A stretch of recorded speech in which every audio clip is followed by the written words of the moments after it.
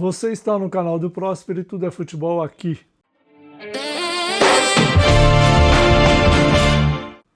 Bom, como a gente havia comentado, enfim, a CBF e clubes aprovaram uma adoção imediata das novas regras do futebol que foram utilizadas na Copa do Mundo 2026 há pouco menos de um mês. As regras que visam a dar mais tempo de bola rolando, acabar com cera de goleiro que qualquer coisinha cai no chão e não se levanta, fica lá ganhando tempo. Demora também dos goleiros em bater os tiros de meta, fazendo aquela cera absurda. Cai de jogadores, também simulando lesões, como se tivessem sido amputadas uma perna, tivesse quebrado o pescoço, perfurado a cabeça, como as encenações teatrais que eles fazem. Demoras também para arremessos laterais, que também é outra coisa que os jogadores costumam ganhar muito tempo.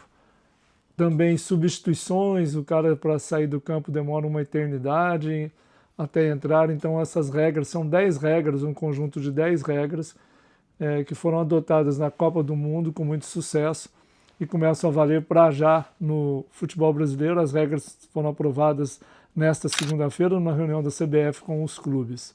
A estimativa da CBF e os seus analistas de futebol e também de arbitragem é de que nós ganharemos pelo menos mais 6 minutos de recuperar, 6 minutos de bola rolando, que já é muito bom para o futebol brasileiro, que anda muito refém dessas malícias de jogadores, treinadores e também um pouco da fragilidade e também da falta de pulso das nossas arbitragens. Isso aí foi adotado, essas regras foram adotadas nesta segunda-feira, já valendo para esta semana, em jogos do Campeonato Brasileiro, Copa do Brasil, que vier pela frente. Lembrando que nessa semana a gente tem Libertadores, que eu já vou falar um pouquinho dos nossos clubes brasileiros, na Libertadores. Mas então o que eu quero dizer para vocês é que essas regras foram aprovadas numa reunião no Rio de Janeiro, com os dirigentes dos 20 clubes da Série A e os 20 clubes da Série B, do Brasileirão. Para chegar a esse consenso, essas regras também vão valer para o Brasileirão da Série A1 do futebol feminino, Brasileirão Feminino Série A1. Então teremos já essas regras vigentes, quem sabe a gente possa ter um pouco mais de bola rolando, fim de encenações de jogadores e também acabar com essa mania de tudo tem que se ganhar um tempo. Lembrando que o futebol, quem banca é a torcida, é a paixão dos torcedores, e eles vão para os estádios, os torcedores gastam caro com ingresso e às vezes são ludibriados com jogos que não tem nem 50 minutos nos 90 regulamentar. A FIFA estabelece no mínimo 60 minutos de jogo de bola rolando. A nossa média aqui é de 51, 52, é baixa ainda, estamos muito longe do que a FIFA determina. E aí, quem sabe, com essas novas regras a gente consiga chegar num consenso de que o futebol precisa de bola rolando e chega de encenações, aquelas peitadas nos árbitros também toda hora, como se fosse uma sentença de morte a qualquer errinho que um árbitro ou a arbitragem em si comete. É um começo, vamos ver se essas regras vão ajudar, é o que a torcida espera. O torcedor espera e a gente que gosta de futebol também espera. Então, novas regras adotadas. A CBF também, nessa reunião, deu um passo a mais para a criação da Liga de Clubes, que essa é um objetivo da CBF até o final desta temporada, que se cria a Liga de Clubes para administrar os campeonatos nacionais. Uma medida que a gente já deveria ter adotado há um bom tempo, mas eu duvido que isso aconteça porque os nossos clubes ainda vivem naquela rivalidade pré-histórica, não tem união nenhuma. Se tivesse união, poderiam valorizar mais o produto, o futebol em si, os campeonatos, para render mais, para se atrair investidores internacionais, inclusive levar o nosso campeonato, os campeonatos nossos, a serem exibidos no exterior com mais audiência, dando sempre mais retorno financeiro para os clubes, receitas. Mas os clubes gostam de brigar e dar satisfação para suas torcidas, em vez de pensar no consenso, no produto como um todo. Ficam cada um puxando para o seu lado e vendo as repercussões nas redes sociais, que infelizmente são de um baixo nível total. Então, duvido que saia essa liga, mas é um passo, quem sabe, e a CBF também não tem tanta moral, tanta lisura assim para ser ela a mentora de todo esse projeto.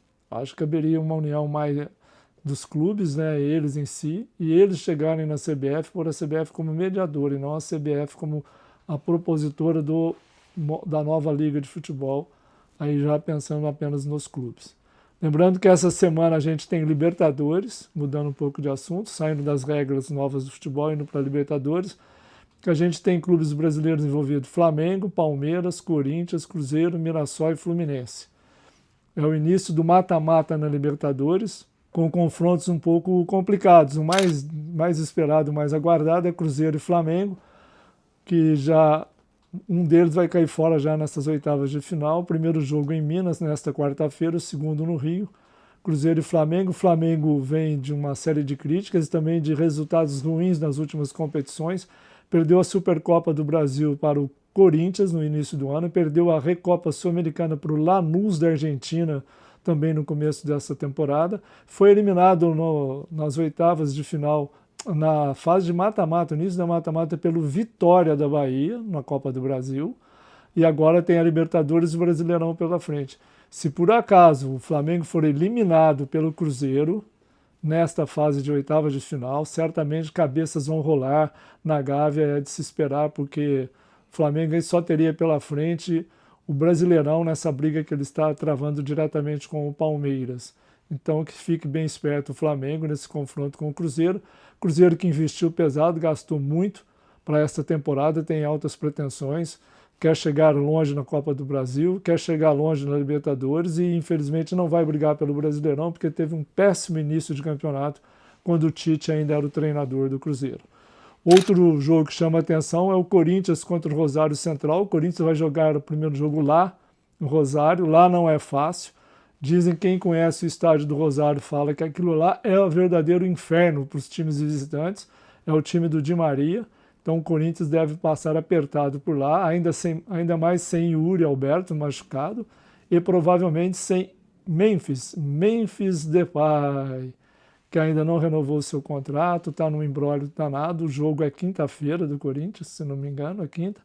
Então tem aí 2 dias para resolver essa situação para o Memphis poder entrar em campo e ajudar o Corinthians.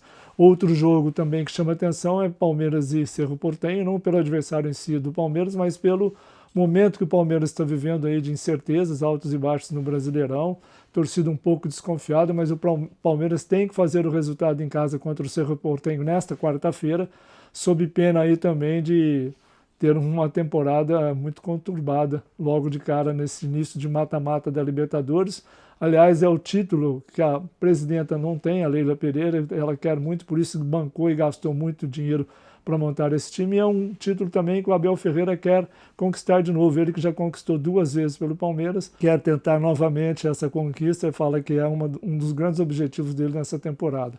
Então teremos esses jogos aí para ficar de olho: Palmeiras e Cerro Porteño, Cruzeiro e Flamengo, Rosário Central e Corinthians, e também os outros 2 brasileiros envolvidos, o Mirassol contra a LDU de Quito, que sempre faz grandes campanhas, e o Fluminense enroscado também enfrenta o Rivadavia da Argentina, jogo também, um confronto difícil também para o Fluminense. Então, todo mundo ligado aí na Libertadores, e vamos ver se essas novas regras que a gente comentou no começo desse vídeo, que vão ser implantadas já essa semana no futebol brasileiro, ajude um pouco a melhorar o nosso futebol. Então é isso, tenham todos um bom dia, uma boa noite, boa sorte. Até.